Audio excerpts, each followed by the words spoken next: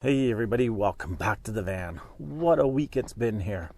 We had the low of minus 41 degrees Celsius, and I think it's about the same in Fahrenheit, earlier this week with wind chill. And currently it is about 2 degrees Celsius, and we have a lot of wind. So if you hear a lot of wind, if you hear a lot of noise, I'm actually parked up in an open area. I just had my lunch, and this morning I got to enjoy a couple long hikes before the winds came up, and that brought up a point that I'm going to address in this video. And that is living in a van or a vehicle healthy for you? Now, I know what you're going to say right away, and that, well, I live in my vehicle so I can cycle all the time. I live in my vehicle so I can ski all the time. I live in my vehicle so that I can go hiking all the time, mountain climbing or whatever. But how many people who live in their vehicles are actually getting the exercise that they used to get beforehand? Now, if you live in an apartment, even a small apartment, you do a lot of walking during the evening, during the morning when you're getting ready. If you're at home during the day, you're up and you're moving about quite a bit. If you're living in a vehicle where it has a low roof on it and you can't stand up straight, if you can't walk, are you actually getting any exercise? Are you actually getting any steps in the day?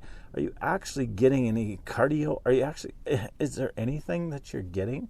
Or are you just getting up in the morning, turning over, having something to eat, crawling up into the seat, driving for 8 or 10 hours, getting out of that seat, crawling into the back, making something to eat, crawling into bed, and that's it?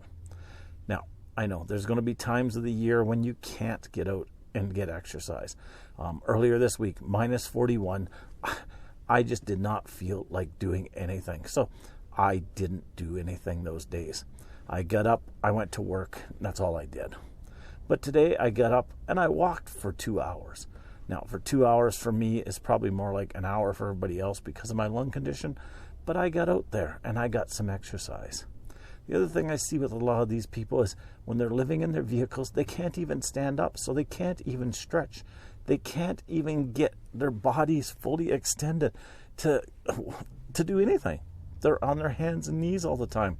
They're crawling around on their knees. They don't get to stand up. They don't get exercise, don't get nothing.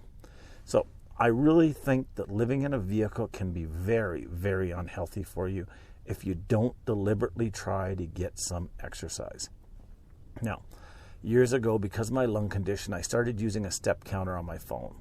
I realize it's not the most accurate thing in the world, but it does work for me. And I try to get 10,000 steps a day. And sometimes it's hard. If I'm driving for 8 hours a day or even 6 hours a day, it's hard to get those 10,000 steps in. So I deliberately get up in the morning, have something to eat, and go for a walk, even if it's not nice outside. Then I do whatever I have to do during the day, and then before supper or after supper, I go out for another walk just to make sure I'm getting the exercise. And that happens whether I'm at home, that happens if I'm at work, that happens if I'm in the van or not in the van. So try to get exercise, try to get out there and stretch, try to do some cardio workout. And I'm not talking about these 20, 30-minute heavy cardio, but I mean just stuff where your body's actually doing something. The other thing that I see so often is people living in their vehicles eat horribly. I see people going to Tim Hortons in the morning and they get something from Tim Hortons, whether it be a coffee with cream and 2 sugars and maybe a bagel with some cream cheese or some butter on it, or maybe a bacon something, or maybe this or that, or they go to McDonald's and they grab something, or they go to another place, or they even get up and make themselves something greasy and fatty, and that's what they eat. We have to make sure that when we're living in a vehicle that we're eating well. Now, I don't mean you have to be vegetarian. I don't mean that you have to have some special diet. I just mean you can't be eating potato chips for breakfast, greasy stuff for lunch, greasy stuff for supper, and not getting the exercise, because it's going to come back and haunt you, whether it be this year, whether it be next year, whether it be in 5 years. So if you're living in a vehicle, whatever the type, make sure you're getting exercise. Make sure you're getting some steps in, some cardio, some stretching. Make sure you're doing something no matter what the weather is, and eat some good food. So until next time, I think I may go out for another walk today because it's supposed to get even windier this evening. So I'll try to get more steps in while it's really nice out here and the van's only a little bit shaking.